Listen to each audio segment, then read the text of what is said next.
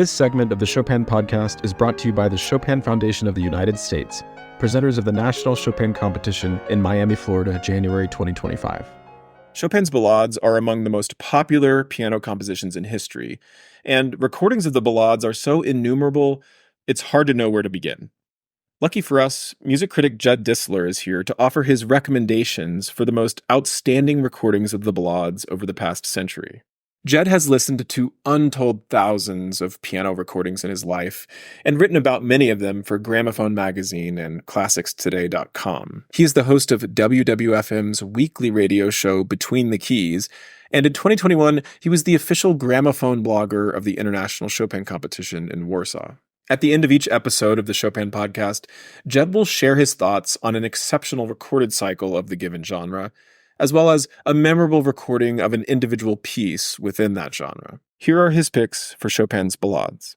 Although Chopin didn't compose his 4 ballades to be performed as an integral cycle, they often have been performed that way in concert as well as on recordings. For instance, Vladimir Horowitz performed them, if I understand, in reverse order, numbers 4, 3, 2, and 1, which makes a really good lineup of pieces, I think. Also, Constance Keene did the same thing in a 1981 concert that's been issued, and it's also quite marvelous. But then I've heard Emanuel Ax play Ballades 1, 2, 3, and 4 in succession in a wonderful concert I remember from the Lucerne Festival in Switzerland back in 2005. Among the complete recordings of the Ballades, I choose as my recommendation the one by Ivan Moravec, the fantastic Czech pianist. What I love about his Ballades is that he plays with considerable virtuosity and color, but he channels his fingers consistently toward musical ends. And he uses rubato in a way that really underlines structure without losing sight of the poetry. And there's some interesting and slightly unorthodox touches in the 4th ballade, for example, where he will ruminate over a certain section where Chopin wants you to keep going, but he makes it incredibly convincing.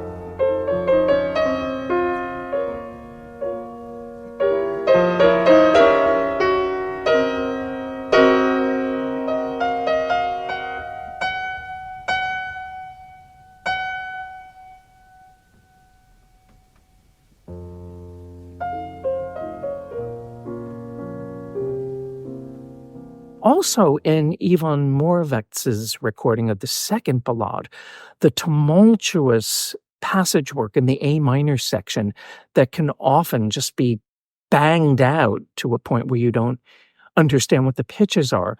Moravec plays this in a way where it has a lot of power and determination, but never at the expense of the notes. The music is always there.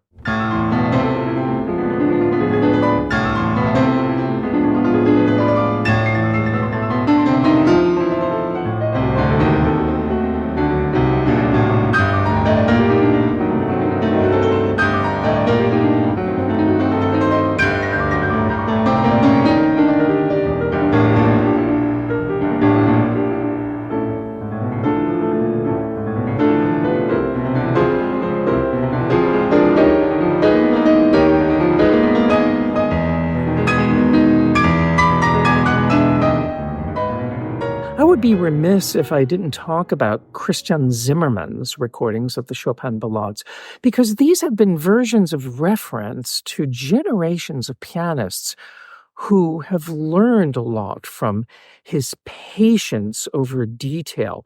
Some people may say that it's micromanagement, but I don't think so, because I feel that these very patiently coaxed out details add to the feeling of the whole, and there is a sense of cumulative momentum. He's not a fire-breathing virtuoso, although certainly in the coda of the first and the fourth ballades, he yields to no one in terms of technique. But as far as being a very thoughtful and detail-oriented pianist with incredible integrity and great textual rectitude, you cannot deny the importance of these recordings and the impact that they have had among pianists.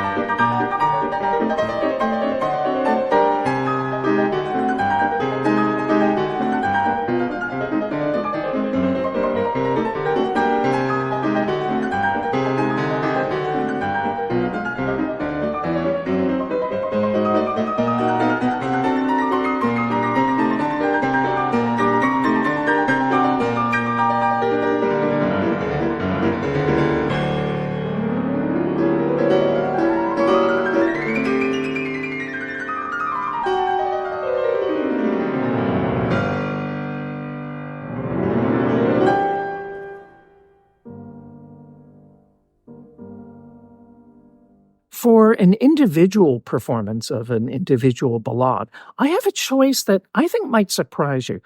György Cziffra recorded the fourth ballade for the Philips label, I believe in 1962, definitely in the early 60s. Now, Cziffra was a pianist whose gypsy background and his wild and woolly approach to a lot of the repertoire was sometimes disparaged and sometimes idolized. In fact, Harold C. Schoenberg didn't even bother mentioning Cziffra in his book, The Great Pianists. But those of you who know Cziffra's totally insane recordings of the Chopin etudes, which are like going to the circus, or his crazy, wild Liszt Hungarian rhapsodies, will be very surprised at the nobility and the poetry and the straightforwardness and the naturalness of phrasing and the ebb and flow that inform his recording of the fourth ballade.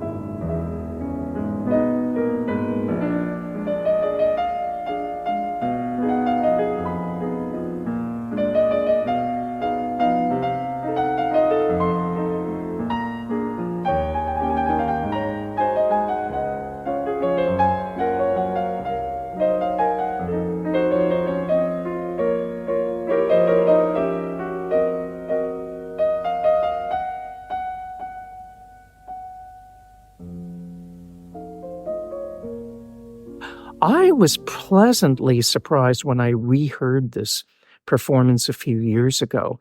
And I understood that this was a favorite performance of the late, great Joseph Villa, who was also a pianist who Cziffra admired. And so I recommend Cziffra in the Fourth Ballade.